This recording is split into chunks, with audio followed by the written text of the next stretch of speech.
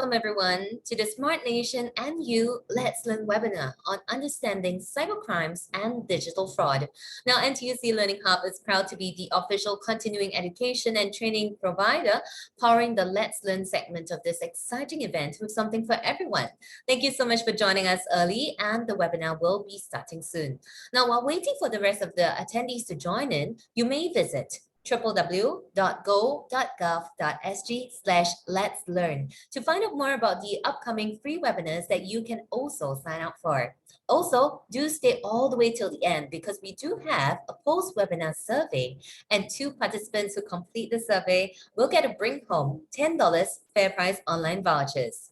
Now, for the busy professionals who prefer learning at your own pace, NTUC Learning Hub has made learning accessible anytime, anywhere, through the online learning platform, LHub Go.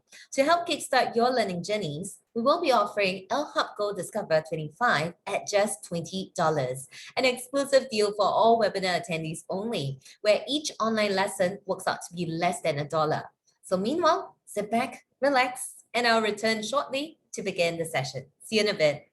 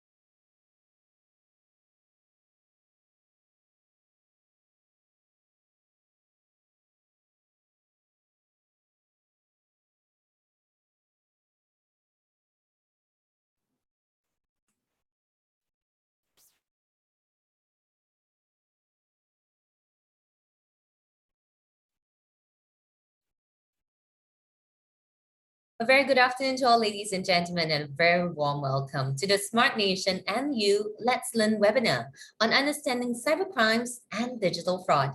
My name is Karen, and I will be your host for today. Now, Singapore's Smart Nation initiative is all about using technology to improve the way we live, we work, and we play. And in order to realize this vision, it is important for Singaporeans to be equipped with digital skills so that you can take advantage of new and exciting job opportunities, especially during this period of time when many of us are concerned about our careers. Now, this is why the Smart Nation and Digital Government Office and NTUC Learning Hub are glad to bring you the Smart Nation and You Let's Learn Festival. NTUC Learning Hub is proud to be the official continuing education and training provider powering the Let's Learn segment of this exciting event with something for everyone. Now, today's webinar is on understanding cybercrimes and digital fraud. Now, do note that this session will be recorded. And of course, if you'd like to recap your learnings later on, you can always visit the Smart Nation YouTube channel. A recording of the various sessions will be made available about 2 weeks after the festival. Now, we'd also like to encourage all of you to stay towards the end of the webinar because we do have a post-webinar survey. And 2 participants who complete the survey will get a chance to win $10 fair price online vouchers. Now, today we have with us Roy, who is CEO of Cybint and a former major in the Israeli Cyber Intelligence Unit. He has more than 15 years of experience in cybersecurity as well as intelligence and is recognized as a thought leader in the field.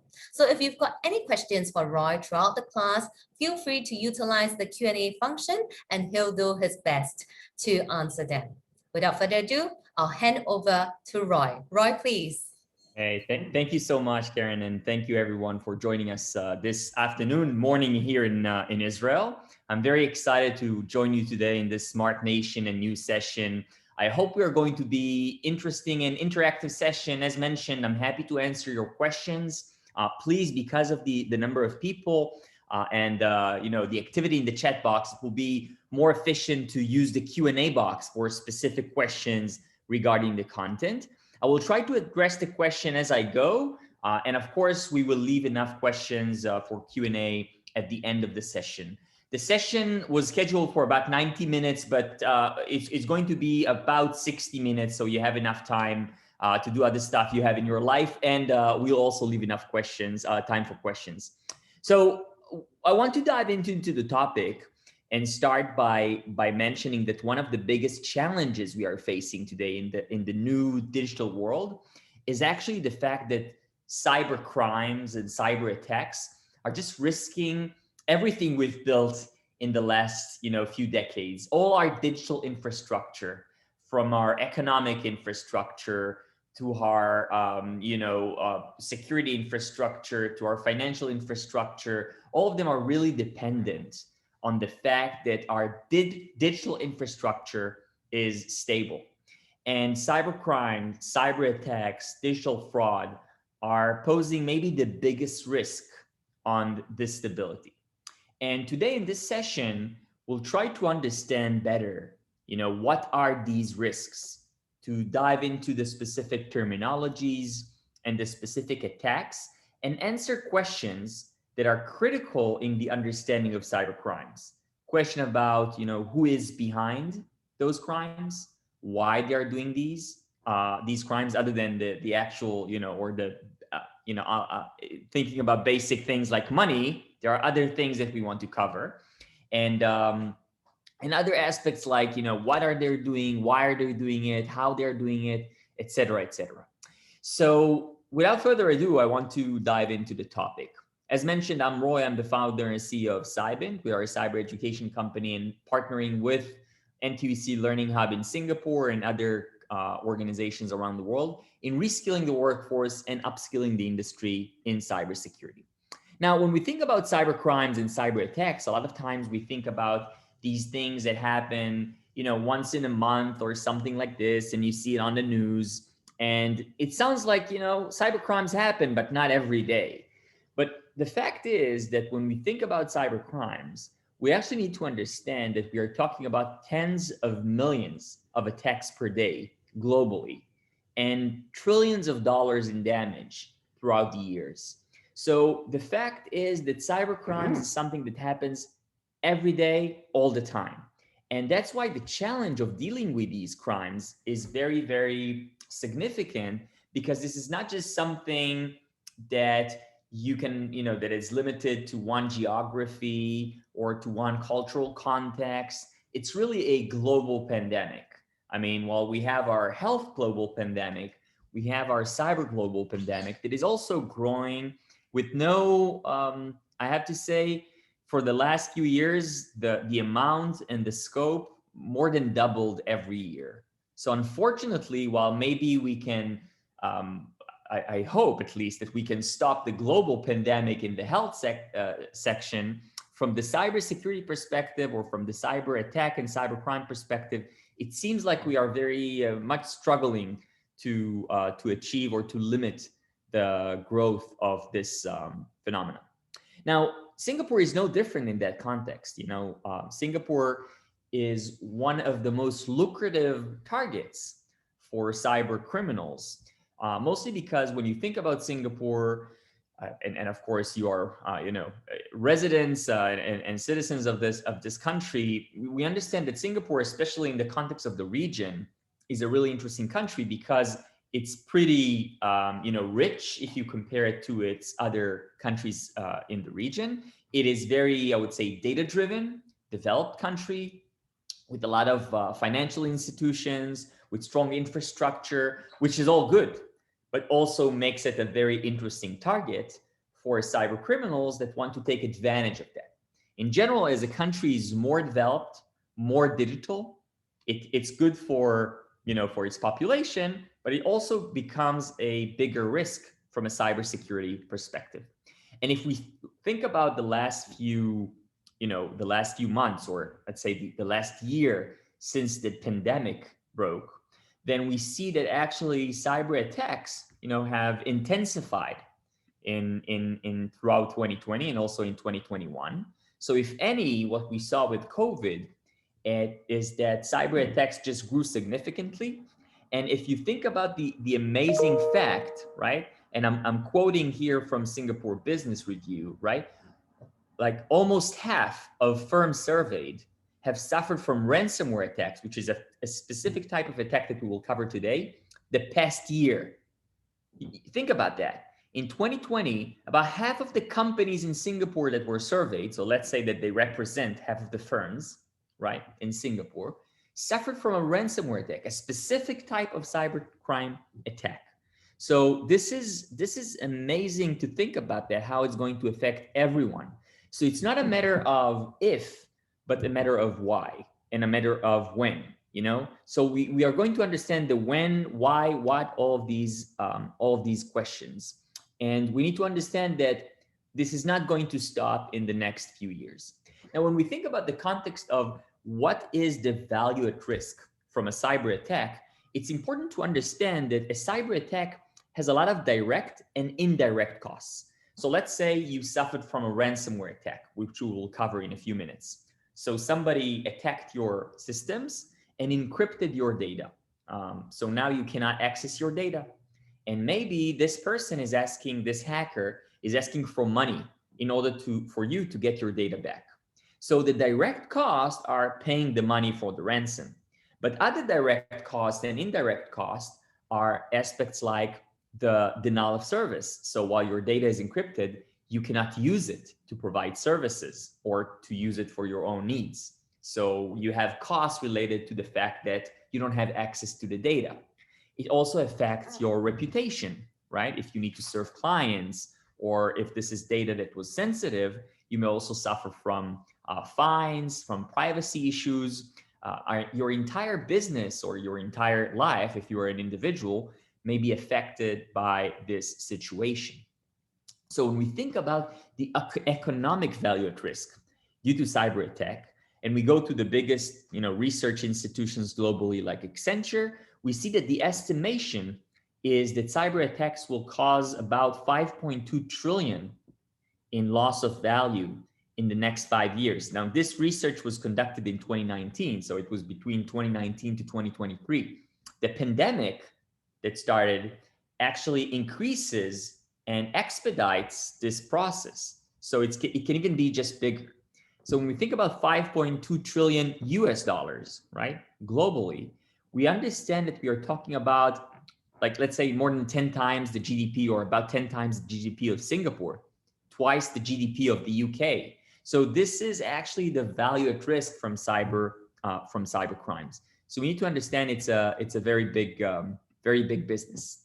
Now let's ask some questions to understand better the challenges around cybercrimes. And I want to start, we are going to answer all of these 6 questions. Some of them will invest more time, others will just discuss briefly.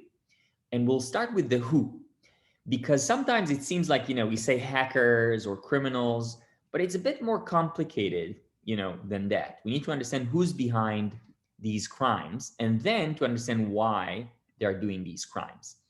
And to cover this, usually when I'm doing these webinars, it's not the first time I'm doing this one, I start with a story. I think it's a good story to example 2 types of hackers and the reason, or kind of like the motivation behind their attack. And I like to start with a story that happened in 2017.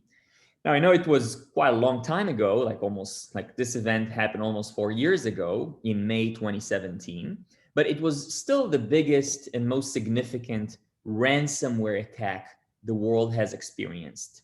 So in May 2017, there was a cyber global pandemic that started, and the name of that pandemic was the Wannacry Attack. The Wannacry was just the name of the malware, the malicious software, the file that spread around the world and encrypted millions of devices and affected millions of people and businesses globally. That was actually the biggest ransomware attack until today, which was global. And of course, the direct damage, you can estimate it in billions and billions of US dollars. The attack was pretty simple in nature. I mean, at least simple to understand. You get a malware, like some kind of a malicious software getting into your computer. Somebody may send you an email with this one, a link. You clicked on that, etc., etc. And once you interacted with the file creates a situation in your device that encrypts your data. Now, once your data is encrypted, you have to pay money in order to release this encryption. So when you try to access your data, it looks like this, right? Your files, this is actually the real example from 2017. You can see the date, right? So you see that your files have been encrypted, and then you have time to pay until the ransom will be raised or doubled, and there's time where your files will be lost, meaning if you don't pay until then, your files will be lost. And in order to pay, you actually need to obtain to get access to cryptocurrency like Bitcoin. And if you don't know how to do it, then the hackers will be happy to assist you. So there is even like a hotline to support the victims from the hackers. The hackers provide a hotline to support the victims on how to pay the ransom. So when we think about that event, many people paid the ransom, and it was pretty, I'd say, straightforward attack. The purpose here is mostly money, meaning profit. And we understand that the people or the groups behind it can be defined as cyber criminals. Later in different investigations, we could identify that there was a specific group of cyber criminals that we call them the Lazarus Group. I mean, they call themselves the Lazarus Group. To the best of my knowledge, to our knowledge, they are originally based in North Korea, but it was not necessarily coming from a political point of view or ideological point of view. It's a way to get more money, I'd say. So maybe they were guided by their government, but in this case, we would define them as cyber criminals. So when we think about who's behind the attack, the biggest group is is most likely the cyber criminals. So cyber criminals is one group. Now, when we think about another event that happened back then in 2017, about 2 months later, let's say if that happened in early May, then this happened in late June 2017, there was another attack that looked very similar to the Wannacry ransomware attack. Why do I say very similar? Because still you got like some kind of a file that encrypted your files, and then you had to pay a ransom. And when you pay the ransom, you got the key and you try to decrypt the data with the key you got. The problem is that in that event, that at first we called it the Petya event, just because of the name of the file, when you pay the ransom and you got the key and you try to unlock your data with the key, again, it's a virtual key, then the key didn't work for no one. Now, this doesn't really make sense for criminals under a ransomware attack to give you a key that will not decrypt your data, because you fool the first few people, and then people start talking, communicating and saying, look, these criminals, no matter if you pay the ransom or not paying the ransom, you're not going to get your data back. So it's not a very strong incentive to pay the ransom. So for a cyber criminal to do something like this, right? It's kind of like a kidnapper that never gives the victim back. If you have this kind of reputation, then it doesn't really make sense that you will get any money from anyone. So it doesn't make sense to think about it in the context of cyber criminals. And then we need to ask ourselves, who can be behind that, right? And we started investigating this situation. I mean, not just from Cybid perspective, globally, of course. We started investing this situation. And what we've noticed is that most of the victims back then, majority of the victims, and what we call patient zero, like the first victim, were in Ukraine. And the others were, I'd say, around Ukraine. Ukraine is based in like Eastern, Center, mostly Eastern. So you see the other victims are either in Eastern or Central Europe. So it's really Ukraine and around, and the target is Ukraine. So you ask yourself, who has the incentive, the motivation, the reason to target not a specific company, but a specific country, and cause to loss of data and probably some chaos and economic risk to that country? Because the purpose is not money, right? The purpose is not profit. The purpose is to cause damage. And when we analyze that event in the context of the geopolitical situation that was around in 2017, we understand that the first, I would say, suspect would be Russian hackers. Because back then, and also today, there was an ongoing conflict between Russia and Ukraine. And Russia was already using Ukraine as a playground to test, say, different cyber attack tools. So there were several events in Ukraine where the power system, the entire power system, was shut down due to cyber attacks in the middle of Christmas, for example, in 2015. And that was not the only time it happened. So we can understand that the Russians are the first suspects. And of course, back then, when we saw the global, say, law enforcement agencies investigated it, they did point a fingers toward Russia.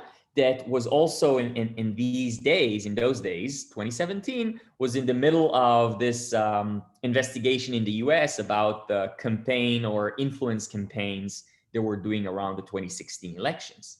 So the Russians are pretty known for their cyber operations capabilities, but they're not alone.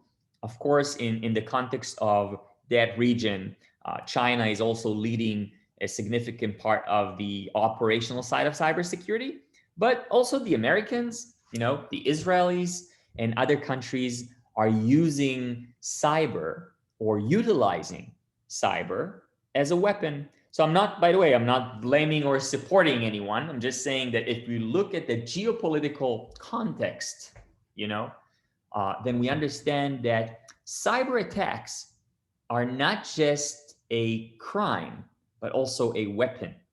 They're being weaponized by countries, sometimes also by terrorists, and other organizations.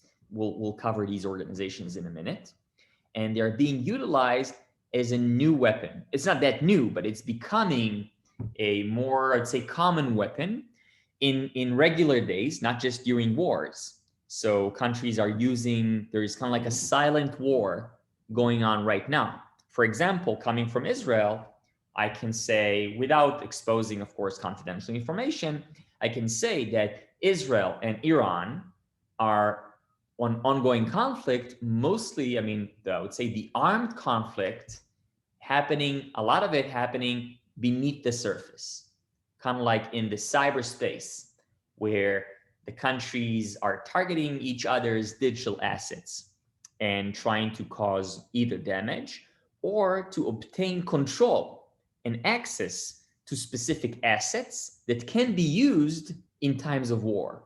So you want to get access to specific resources that you may not want to activate them today, but you want to have the ability to activate them in a specific time where it's needed. So this is something that's important to understand. Having said that, again, you don't really need to read all the words in this slide. Having said that, cyber criminals will continue to cause the largest losses. If I had to estimate, I'd say that based on the research out there, I'd say that cyber criminals are responsible for more than 60, some say even 80% of all incidents or all costs of incidents. So it's still mostly crime, but there are other groups. Now, when we ask who are the other groups, the easiest way to answer this question is just asking why. It's kind of like when every crime, you need to understand, to most crimes, there is a motivation behind it. Some crimes are not, cannot be explained, maybe. But in most crimes and in most events, there is some kind of a reason, why you're doing that. So when you understand, or when you ask the reasons, the motivations, you can come up with the threat actors. You can start answering who are these threat actors. So the two examples I already gave, of course, were the geopolitical motivations. These are mostly, we call them nation states, these actors. It means it doesn't have to be the formal cyber agency of the country. There are some what we call government-led groups that are operating as if they are private groups, but they get government sponsorship, they get support, so they can operate in the shadows without the government taking any responsibility. The other group, the biggest group, are the cyber criminals. They do it for profit. And we also have other groups, some of them we call hacktivists, like activists just with hack. They're doing it for ideological reasons. You think about groups like Anonymous and others that they claim that they're doing it to promote some ideology. It can be a political ideology, social ideology. It can be around climate change that they want to protect, and that's why they attack like oil companies. It can be around, I don't know, more equality, and then they'll attack financial institutions. Again, it depends. Or they can attack a specific country because they represent something that they are against it. It's another way for activists to show their discontent from something that's happening. And there are other groups. Some of them are just, thrill seekers. They're just doing it for satisfaction. They do it because they can. And a bigger group, or a group that's getting bigger right now, is what we call the inside or insider threats. These are a lot of time employees from an organization that were, let go, or for some reason they are still in the organization and not big fans of the organization. So these are the type of examples. Before I move on to the next slides, I'll stop sharing for a second just to see if there are any questions so far that are related to what I've discussed. So I see a question about if I can share the motivation of bad actors using platforms to phish, data for possible banking hacks, etc. So I will cover, of course, the direct motivation. The direct motivation would be, I would say, money, but I will go deeper into this phishing, banking, and phone banking, and pressing, for cybercrimes activities. I will cover this in a few minutes. So I see another question on how vulnerable are individual bank accounts to cyber attacks. So I'll cover that in a few minutes. I'll just say that our accounts are very vulnerable, but if we add more layers of protection, different keys to have like multi-factor authentication, then in this case we can minimize the threat. So I see another question is, why is it difficult to trace the sources of attack? Then I'll explain about the concept of dark web, and I'll explain about the context of how it works in a minute. So I just wanted to do a short break to see if there are critical questions, and I'll go back to questions every, let's say, 15 minutes. And of course, I'll keep time at the end. So don't worry, I'll try to answer all questions. So let's move to the what. I said, who's behind the attack, why they are doing it. Let's understand what are they doing, what they are doing. So there are so many things that a cyber attack can include, right? So I'm just going to give several examples with several terminologies that I think it's important for you to know. It's only a very small portion of the terminologies and things of what a hacker can do. So the first example, which is very popular and very common, I'd say, that's why I started with it, is the ransomware. First, the word ware or malware, right?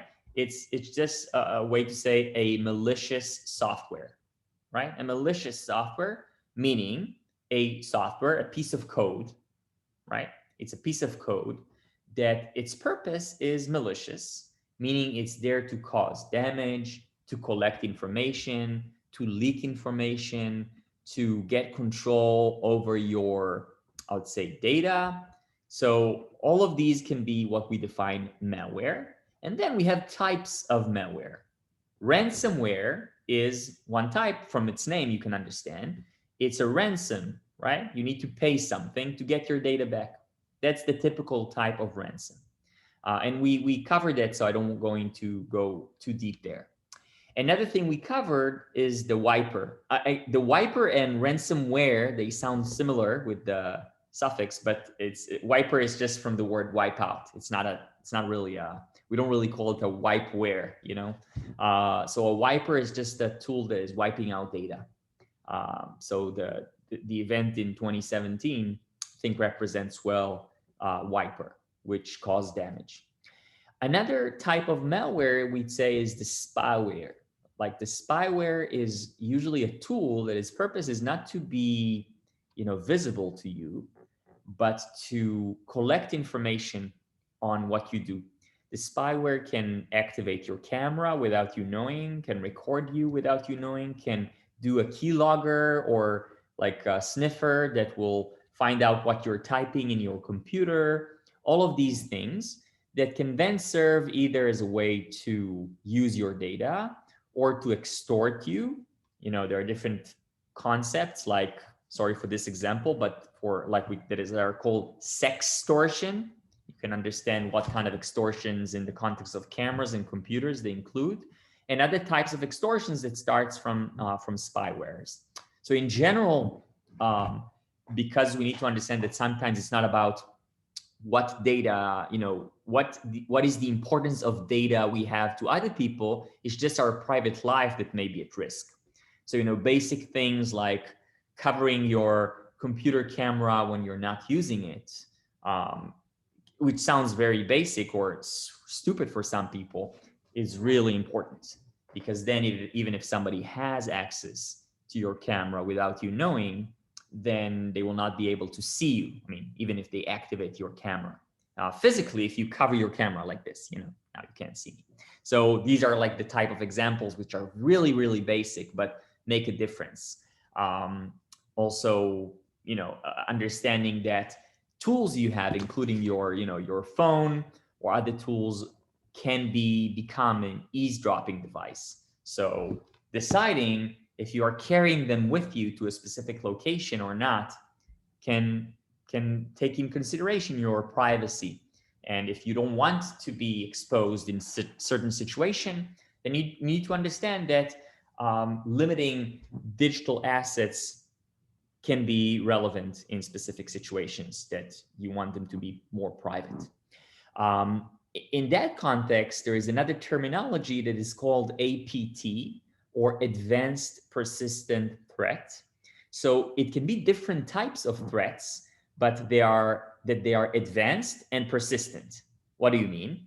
So persistent meaning they get a hold of your system and it's very hard to remove them. And usually they stay there for months or years before you find out about them. So different types of spy tools, their purpose is to be persistent, right? I mean, the purpose is to stay without being, without you finding out about them. And usually it's advanced because they can bypass different defense mechanisms or use vulnerabilities that are not yet known to the world. So what do I mean when I say vulnerability, which is another very important terminology to understand? So when you're using software, like right now we are using a software called Zoom, right? So by the way, Zoom they were criticized pretty severely in the beginning of the pandemic about their security measures, which I cannot blame them. I mean, they were a company with, I don't remember exactly, but let's say 10 million permanent users before the pandemic, or 15 million, which is still a lot. And then they jumped to hundreds.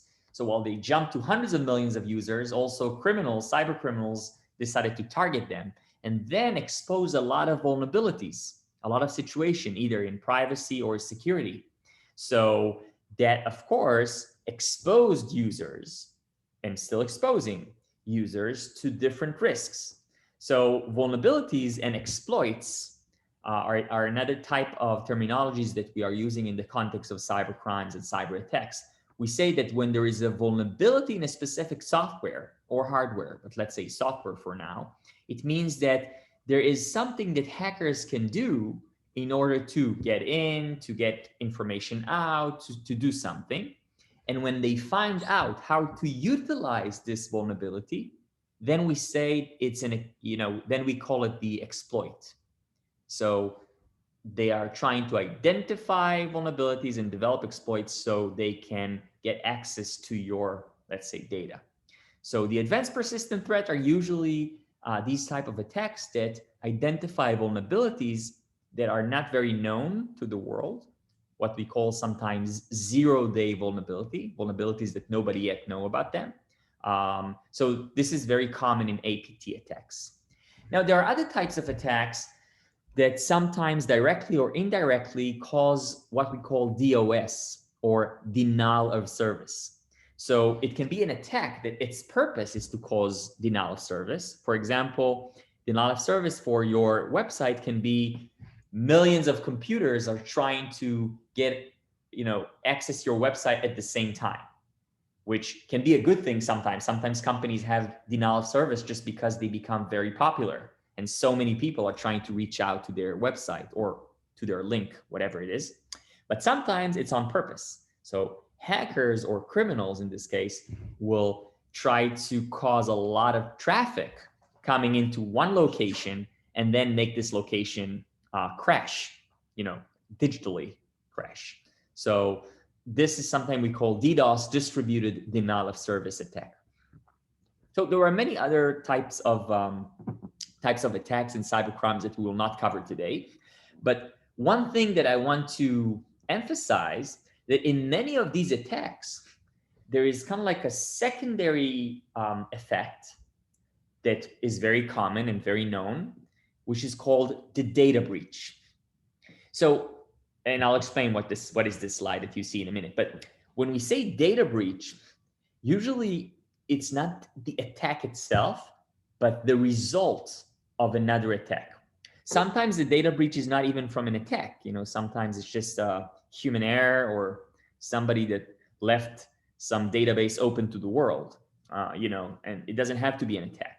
But most of the big ones are cyber attacks. Sometimes it can be even an internal threat. Somebody in the organization leaked it.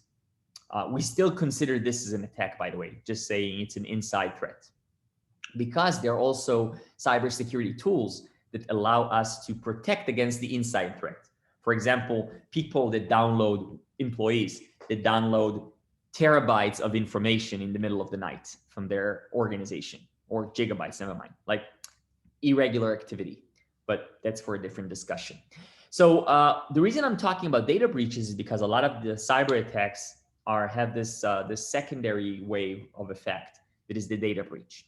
And if we look at data breaches, what you see here on the screen is kind of like a visual demonstration of the biggest data breaches 10 years ago, about like in 2007 until 2010.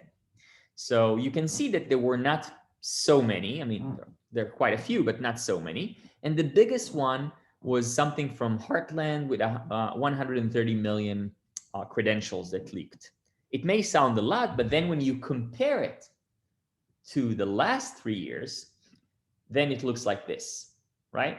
So a decade ago, it looked like this, and then now it looks like this, which you can see several things that are interesting. One is the number of attacks or the number of breaches, so many. Second is the scope, like look how many credentials in every one of these attacks, like, or the how big is the effect. We're talking about billions of users that leaked. And third, the names of the companies. The biggest companies in the world are here, from Microsoft and Facebook to different banks to hotel chains to healthcare providers, et cetera, et cetera. So we see that no organization is immune to these cyber attacks. Now, when we look at this bigger picture and we choose a small dot right here, we choose this small dot right here, then we can see an event that happened specifically in Singapore. So specifically, this event in Singapore was the Sing Health, event. So think about the fact that maybe Singapore's biggest data breach event, look how it looks like in the context of the bigger picture, right? So you can understand how big is the effect of other attacks there. But this is something that, the Sing Health event was a very significant event for Singapore. And we understand that data breaches are going to affect a lot of us in the next few years. Now, another thing I want to say about data breaches. One thing that people sometimes don't understand is that data breaches, the average time that you found out about a data breach that already happened is almost a year after it happened. So I think the average is like 250 days. That's the average. Some data breaches will not be known for years after they happened. And what it means that you need to assume that already today, your data breach or your, I would say your personal data has, found its way to what we'll get to it, to the dark web, to marketplaces. So maybe your personal data has already leaked from somewhere and you may not be even aware of that. So I'm stop sharing for a minute just so you understand that. And I want to give you, a very, let's say, useful tool that you can use. That's fine. It's like an open source website. I'll share it in the chat box right now. I'm not promoting it. It's free. It's a nice tool that is called Have I Been Pawned? Oh, sorry. I just shared with the panelists. Now I'll share with you as well. It's a tool called Have I Been Pawned? I hope it will not get you distracted from my presentation. But the nice thing about this tool is that you can put your email address or your email addresses. You don't have to, of course, don't give your password or anything. You don't need to do that.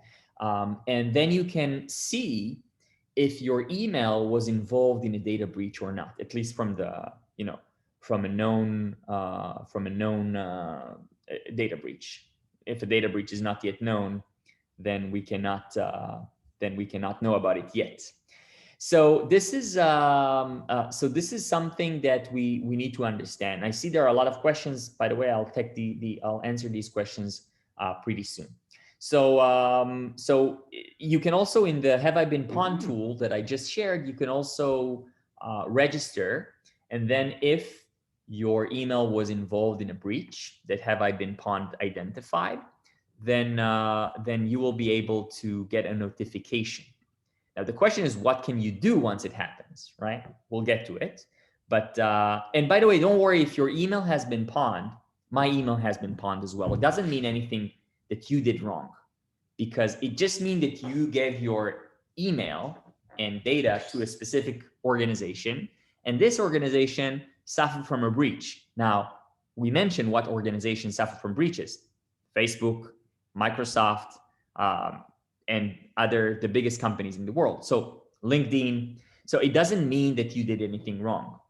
And it doesn't mean necessarily there's anything specific you can do with that, other than understanding that using different credentials, meaning different passwords in different platforms, is important.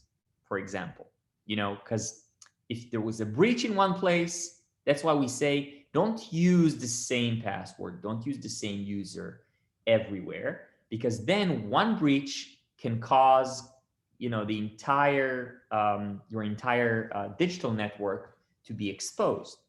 So there are different tools, and I know it's very difficult to remember passwords. I'm in the same situation.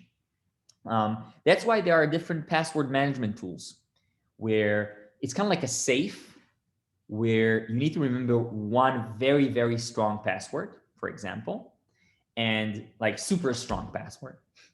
And then in this safe, there are other passwords that you save, and also you save them in a way that is encrypted.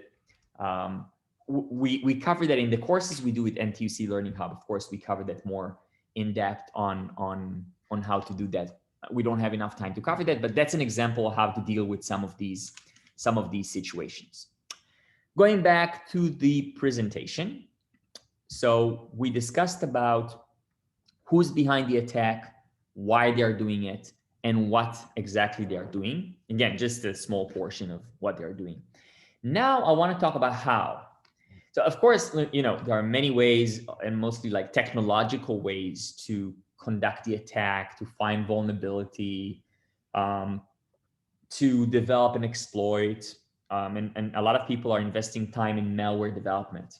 But that's not actually what I'm worried about, because that's not really affecting most of us. If somebody's identifying now a 0-day vulnerability on, Microsoft Outlook, as an example, you don't have anything to do with that right now. Like Microsoft need to worry about that, and then release like a patch or release a security update. What you can do, by the way, in that context is once a company releases a security update, you update your computer or your app. We know all of us like to say, or not all of us, many of us like to say, not now to your computer. Tomorrow you don't want to restart your computer, you don't want to install this security update now. But you should know that once there is a security update, it means that the software provider, let's say Microsoft, identified that there is a vulnerability that you need to patch. So if they identified it, also hackers identified it. So that's a tip. When there is a security update, try to install it as soon as possible, and don't wait for, until your computer forces you to do that. So, but in the context of how, you don't really care about the malware development side. What you need to care about, and this is really interesting, based on research from IBM, is that about 95% of all cyber attacks, of all cyber incidents, actually involve the human factor, right? Think about that. It's not about just protecting the systems. It's about protecting the systems from our own people, from ourselves in an organization, for example. Because while the systems become, more and more sophisticated and with different defense mechanisms, et cetera, actually the weakest link in cybersecurity is what we call the human factor. And the human factor is you, is me, is us, us, the people. It can be the people who are in charge of our security, our IT, but it can be every user that has access to the network. Because what hackers are doing, they're using a concept that is called social engineering, which means that they identify human weaknesses, not system weaknesses, human weaknesses, and take advantage of them. Turn your human nature against you. For example, one type of, one characteristic, like one, let's say, type of human nature is being curious about things, especially when it's about us. So if you get an email or a note or a message or something saying, hey, I saw this picture of you in that X website, I don't know. Look at this link. Is this you? How many of you would not click the link? So think about that. If you get an email like this that say, hey, or some hackers just send you to scare you, hey, I got access to your camera. I have recording of you doing this and that. Look at the recording or pay me. There's a lot of ways to make us worried or curious, or so that's one way of doing social engineering. Another way can come from another nature, which can be called greed, or just we all want to get, I don't know, we all, but many of us want to get rich or get richer. So free money, easy money, things like that are usually another way to make you interact with hackers. It can be from the basic, was usually called the Nigerian prince scam. You get an email from, I don't know, someone in Africa or in some other place that like a lost uncle you never had that wants to give you millions of dollars. It usually, in 99.99% of cases, it's a scam, of course. And other types of scams. Now, with time, these scams are also, sometimes we call them phishing with a P. And with time, the phishing also became more and more sophisticated. So if in the past, phishing was just, some kind of emails you get that, hey, your uncle died and you don't know about this uncle and want to give you $10 million, do this and that to get the money, which, most of you will not be victims of this types of attack because it's very basic. Now, phishing becomes more tailored, more customized, more sophisticated, and also get the name spear phishing. Spear phishing, like the spear. So spear phishing is something that is targeting directly you. It can be your organization, it can be your industry or your organization, or even you individually. For example, if somebody wanted to do spear phishing against me, and by the way, I get spear phishing all the time. How do I know that it is spear phishing?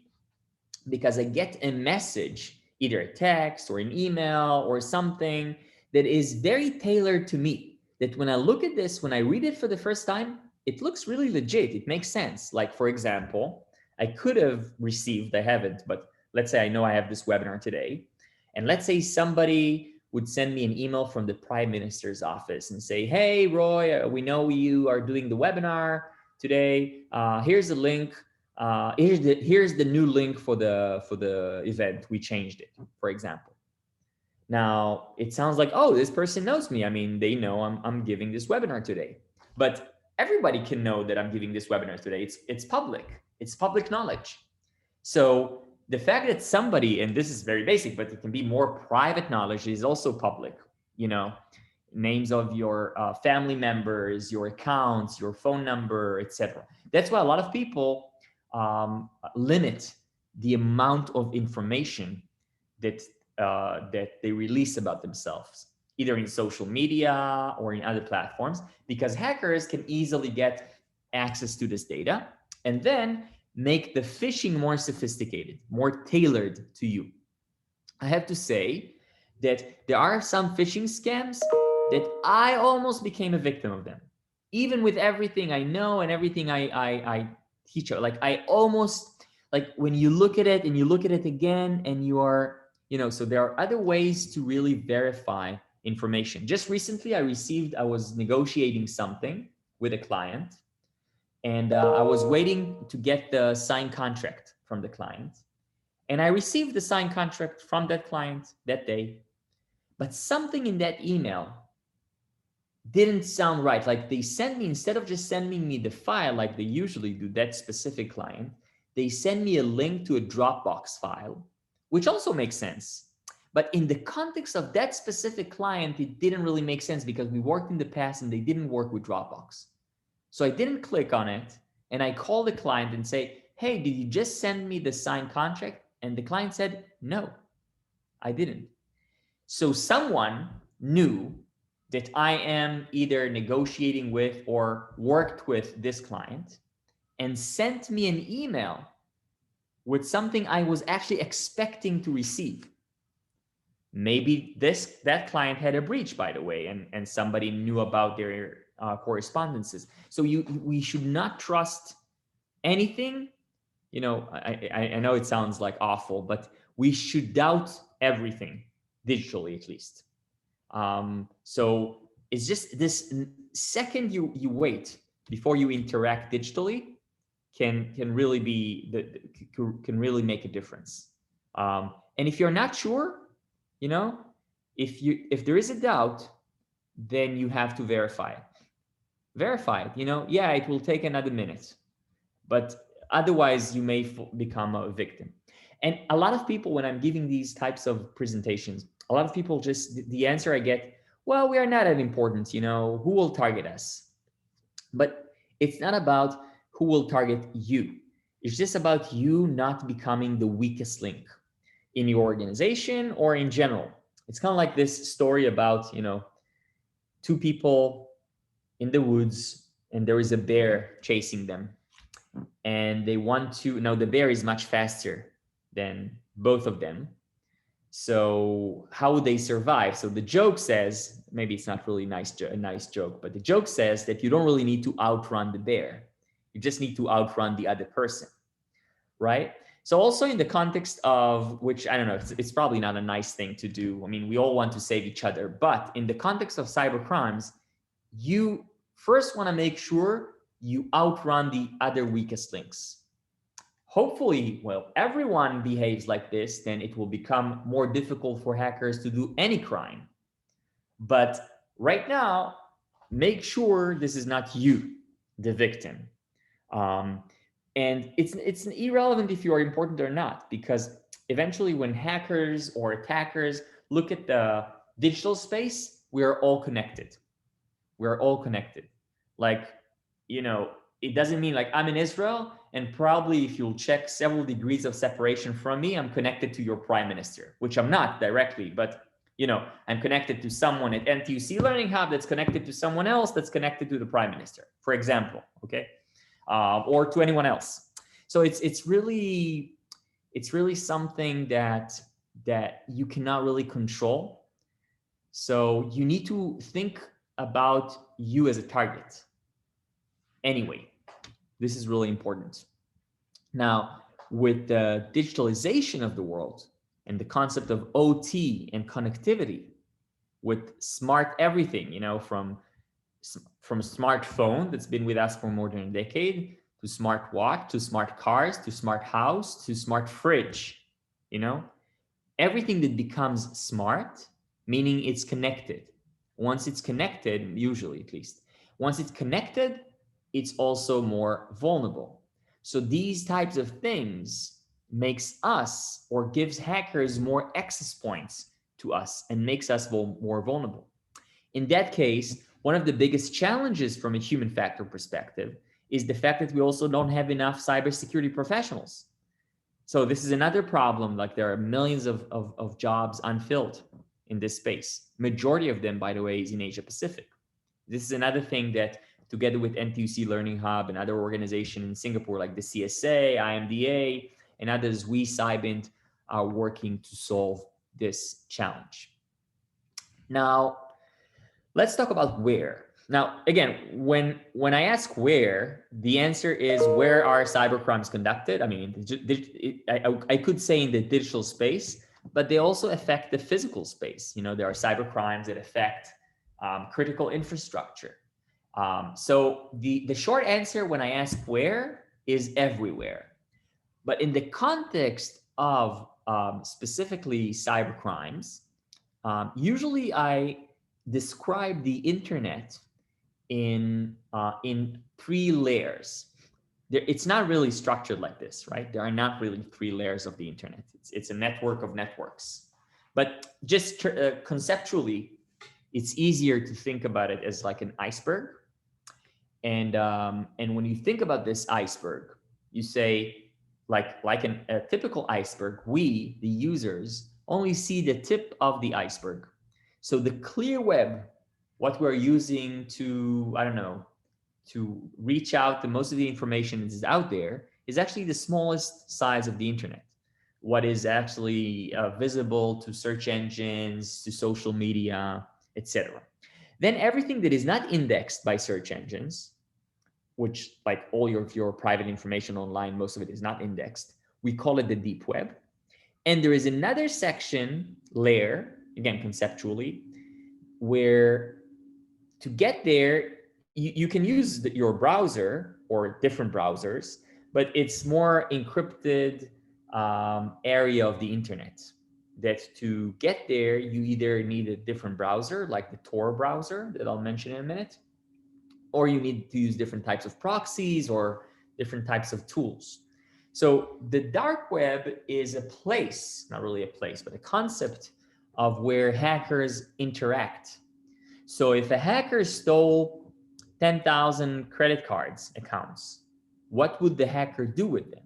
The hacker cannot really use them for their own use because A, it's just too much. B, they will most likely get caught. So what they want to do is to sell this data to other people. So the dark web concept allows hackers to sell illegal goods, either financial stolen accounts, pharmaceuticals, drugs, weapon, pornography that is illegal, etc., etc., to sell it to other people. How do they do it? We don't have enough time to cover it, but for example, they use a different browser or a different tool or a different proxy that gives them layers of anonymity. It kind of like encrypts their data. And then we see places in the internet like dark web marketplaces that what they offer is, for example, stolen bank accounts. So you can see categories like fraud and accounts, and you can find out like hackers that upload a batch of accounts. This is an old example. I didn't want to use new examples, but that upload a batch of accounts with maybe username and passwords and tokens and pins and keys and whatever. And you can even see the vendor level and the trust level. And you even have like refund policy if you bought a stolen account that doesn't work, right? So all of these are available in the dark web. I did with NTUC Learning Hub, I did like a month ago, a webinar, 1 hour webinar only on the dark web. So there is so much to cover on the dark web. Unfortunately, I cannot cover everything, but I would say that when we think about where a lot of these, these crimes happen, then I would say that the dark web, the concept of the dark web, is a place where a lot of these transactions and interactions happen. Now, the last questions that we haven't answered is when. And like in the where, I said everywhere. In the when, I'd say all the time. And specifically now, So cybercrimes, as I started the session, happen all the time in the millions. And we need to be aware of that we need to take action now. And taking action now, from my perspective as, again, founder and CEO of Cybint, which is a cybersecurity education company, is to cover it from the educational perspective. By the way, cybersecurity, we can look at it from different perspectives. We need the right tools, we need the right processes, but we also need the right skills, right? Eventually, it's people, technology, processes. If we build this triangle correctly with people, processes, and technology, not necessarily in that order, then we can make a difference. We can prevent many of these crimes, minimize challenges, etc., etc. Now, what we, the common people, can do is at least take care of ourselves, our loved ones, our organizations, our team members, and make sure they are safer and they have the right skills. And as I mentioned, in the context of 95% of all security incidents involve human error, in that context, we understand that probably the low-hanging fruit there is human skills, human behavior. And that's where my company Cybint is working. And of course, that's where we partner with NTUC Learning Hub and with other partners around the world.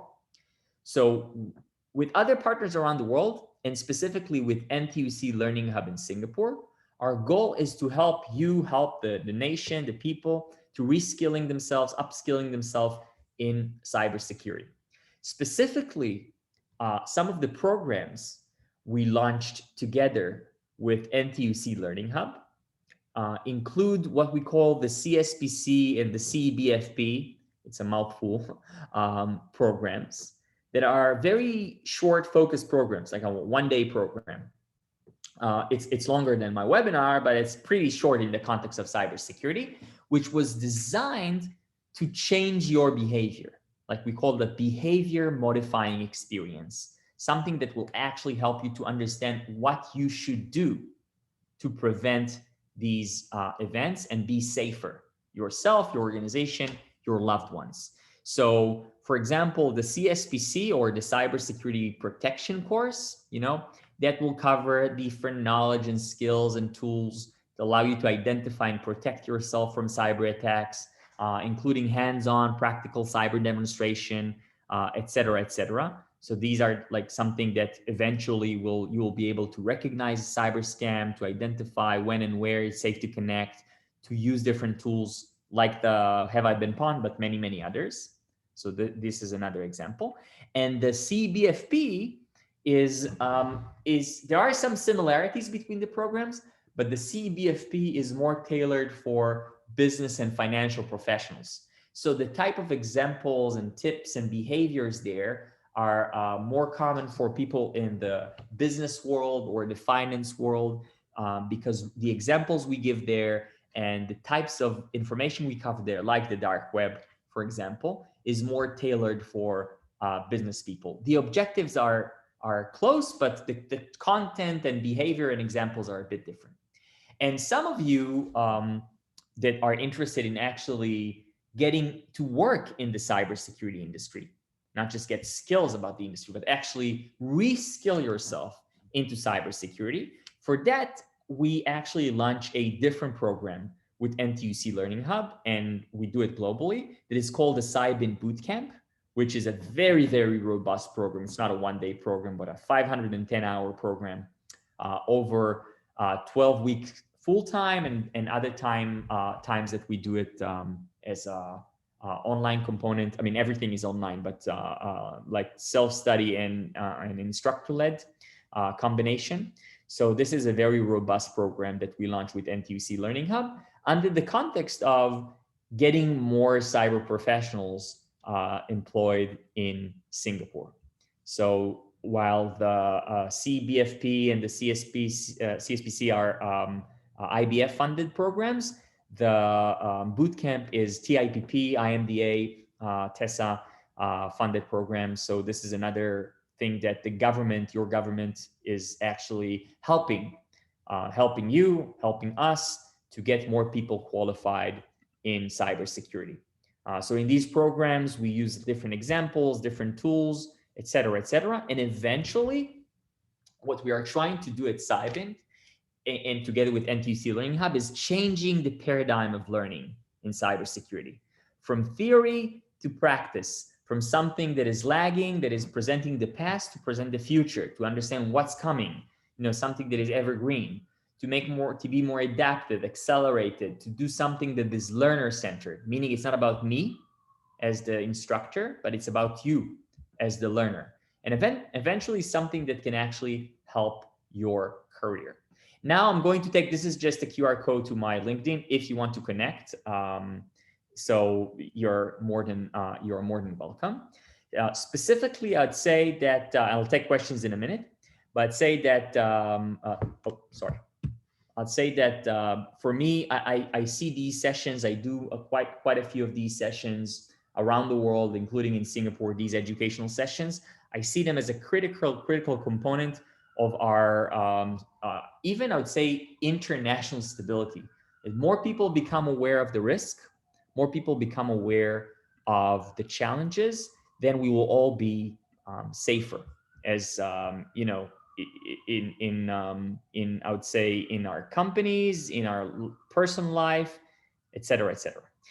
Now I'll take questions. There are quite a few, so I'll try to answer some of them. And if I will not be able to answer all of them, then I will try to answer them later, maybe directly to you. Okay, so a question is, anywhere to get the details of the program? Also, can we do part-time instead? So I will ask my colleagues that are here on the chat to share, maybe Dan and my other colleagues to share links to the programs, both the program of the short programs and the CSPC, CBFP, and the bootcamp. If Dan and the team can share the links in the chat in a minute, then you'll have access to that. But anyway, you can go directly to the NTUC Learning Hub website or reach out to the NTUC Learning Hub team, and they will answer your questions and give you also access to these. So I see another question. Hey, Roy, I checked my various email addresses via the website. Have I been pawned? There were a few data breaches, but none pasted. Does this mean my email address have been compromised? Do I have to abandon those email addresses in case there are embedded viruses, etc.? Or will changing my password will be enough? I have numerous emails, etc. So you don't need to change your email address, okay? Even if it has been pawned. What it means is that you used your email address as a username for a specific website that was breached, which makes sense, right? Most breaches, as I said, I think my email was involved in 6 or 7 breaches. It's not under my control. I mean, once I give my username, then it may be involved in a breach.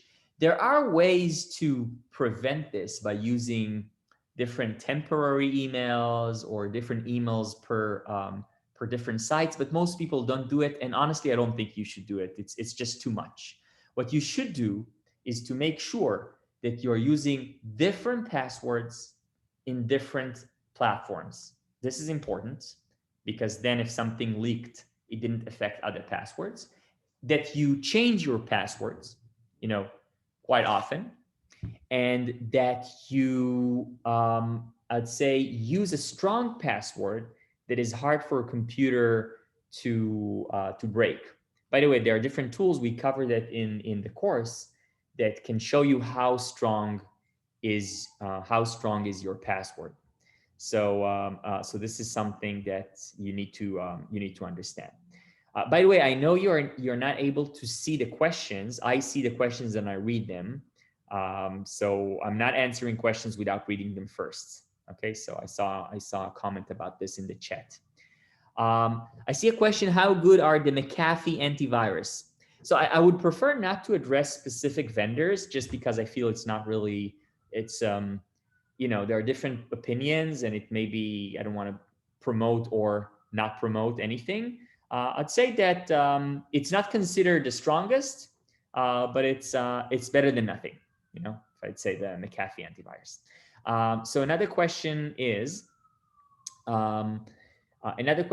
how strong are a password generated in Safari or Chrome, for example? So I'd say that every password that is generated and not something that you chose is probably better.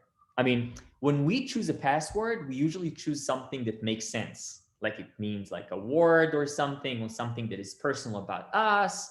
So once we do this, then it makes it easier. So in general, password generators are better than passwords we make, we just make up because we think we're sophisticated, but we're not. I see another question. If one keeps changing and create new strong password, how does one access the account whenever I want to log in? Which means I have to check what my password is for each account. Where can I store my passwords? Great question. So there are different tools that are called password management tools or password safe or whatever. I think I'm using 1Password. Again, not promoting it. There are other tools out there that it does cost a few dollars, I guess, a month. But it's kind of like a safe in which you don't really need to remember all of them. You just need to, it's kind of like once you're in a specific website, you can automatically take the password from the safe. but the password is in your safe, you need to remember the password for your safe. Like if you have a safe at home, I hope you remember how to open it, right? Otherwise, it's going to be very difficult to get access to it.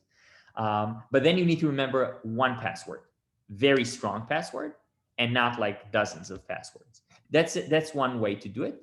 Another way is, if you don't want to use these password management tools, you can use passwords. You can create like a system that you organize on how to remember specific passwords. But if you make this password and it's not generic, it's less strong than it should be. So I see a question is, can I create password combined with different characters? For example, part English, part Chinese. So it really depends on the website. Sometimes, I mean, the short answer is yes, but it depends on the website. So some websites don't allow to use different characters or to change languages, which also means that their security is probably less strong than it should be. But in general, the answer is yes. So I see many organizations and banks are moving toward digital tokens. Are they most secure or susceptible to hacking? So the tokens and different other identifiers, like, I don't know, biometrics and stuff like this, are considered safer.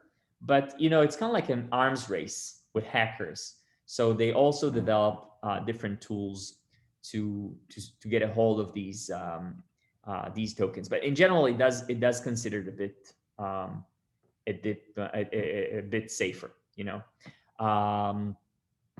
Another question: when we signed up with broadband providers that comes with antivirus, would it be sufficient protections? So look, every protection is better than nothing. For example, if you're using Windows, you have like the Windows firewall and the Windows Defender. It's okay. There are better. So some antivirus tools, or those that are called next-gen antivirus tools, are using more sophisticated methods to find out or to find out about different threats. For example, new gen or next gen antivirus in different cases can be identify like a different behavior of a file and saying it's a malware. So while the old generation are just looking for, if this is a known signature of a malware, for example. But in general, yeah, it's better than nothing. I see a question in the chat. What do I mean by next gen? So, for example, there are different companies.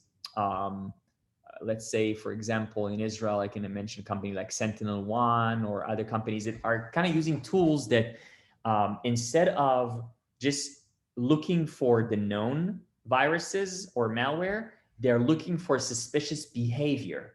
So a file can look like not a malware by name or by character, but then you look at their behavior of the file and something makes the system thinks it's a malware. So that's kind of like sometimes what we call next gen.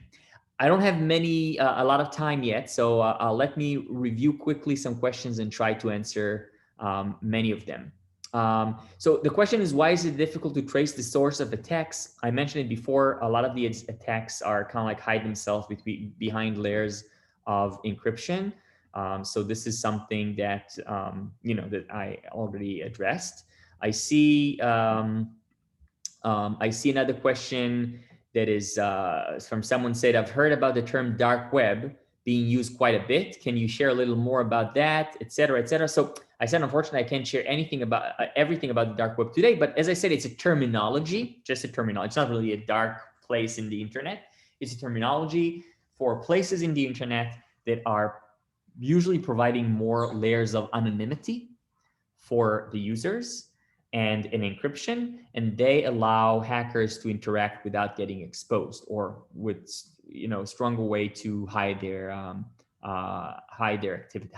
activity. So I see a question: how wrong is the concept that by working on Apple products or iOS as opposed to Android, one is better protected? I'm using Apple, but it doesn't mean that necessarily I'm this is the claim. I think that the concept is that Apple, its pros and cons, it's a more closed environment. It's a less open source environment. It's less open to different tools and to other, I would say, to the world of developers. So it's in that case, it is considered better protected. But it's not that it's not, that it's not there. It's not that there are no risks with Apple devices, with Apple products. It's just a more closed environment, I'd say, if I had to in a nutshell. So I see another question. Please tell us about, the cybersecurity scene and situation in Singapore. Are the government, businesses, people, various sectors, stakeholders here in Singapore well placed in cybersecurity and defense? What are we doing well and what we can improve? Oh, that's a big question.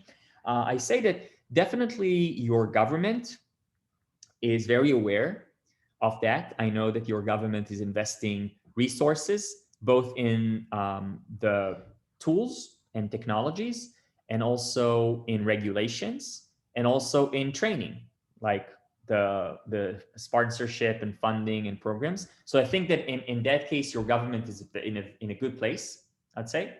I think that also, at least from your financial organizations and these types of more regulated businesses, these are have a pretty robust cybersecurity, I would say, measures or tools and processes they're using.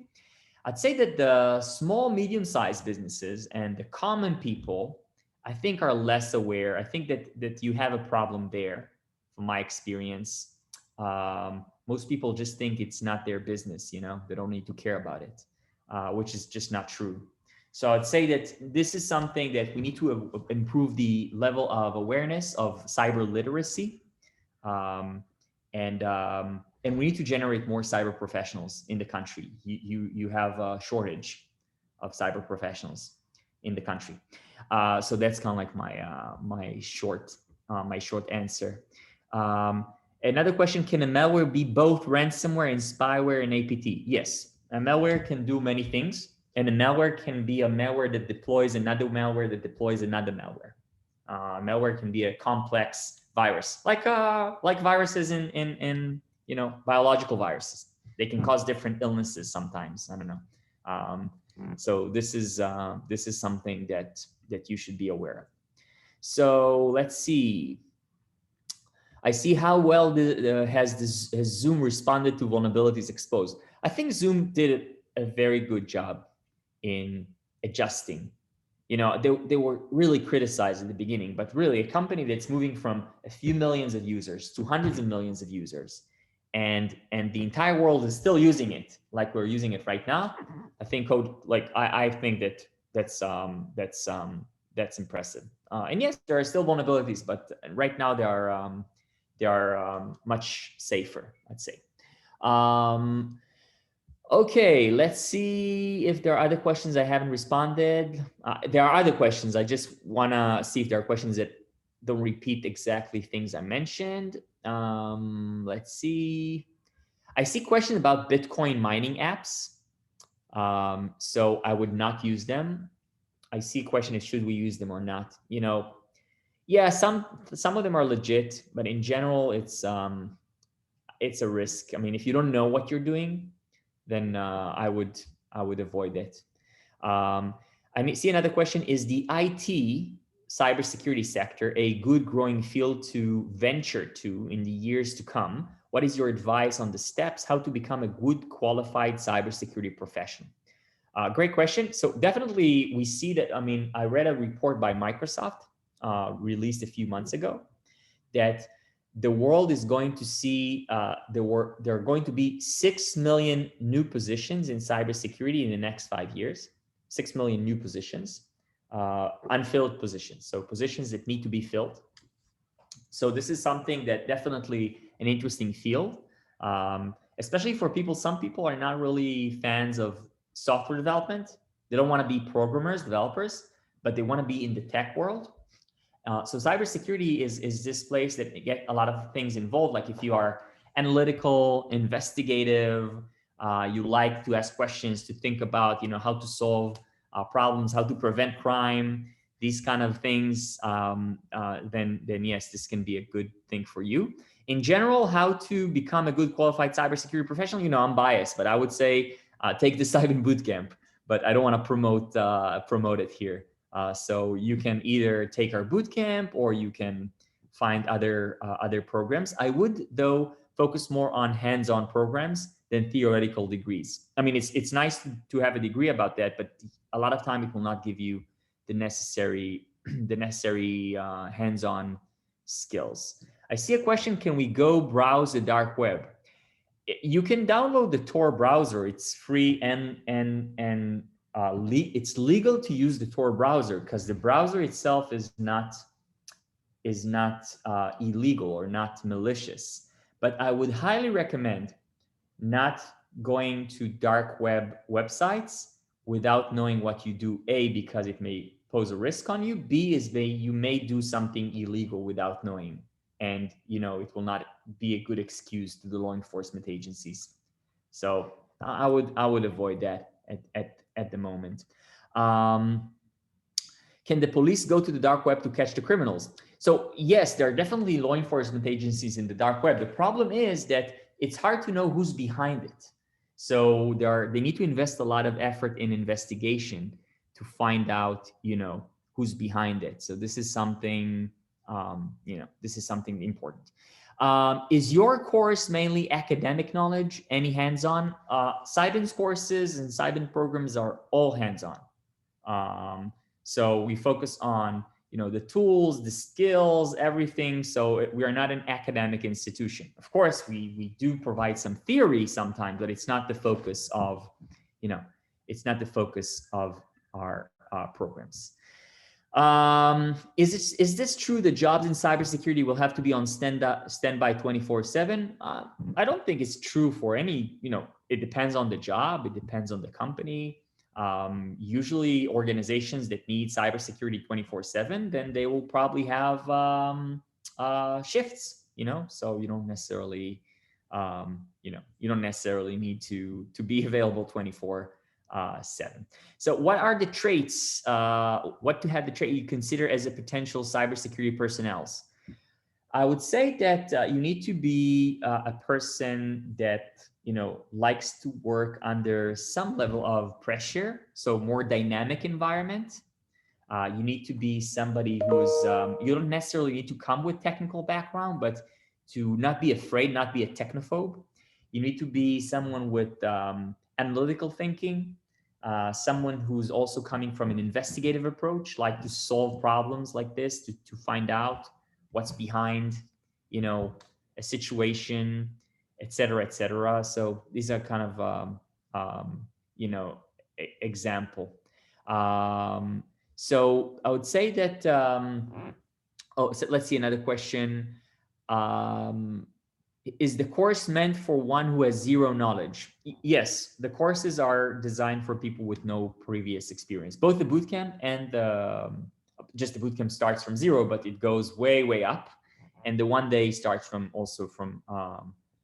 the basics. Another question: how do we keep updated once a course is terminated, given the dynamism or dynamic of the matter? Definitely. So Cybin is actually updating and give access to the programs once you enroll to the workshop. We keep updating, and we also have other workshops coming. So this is something that you can actually, together with NTUC LearningHub, you can get updates once you enroll.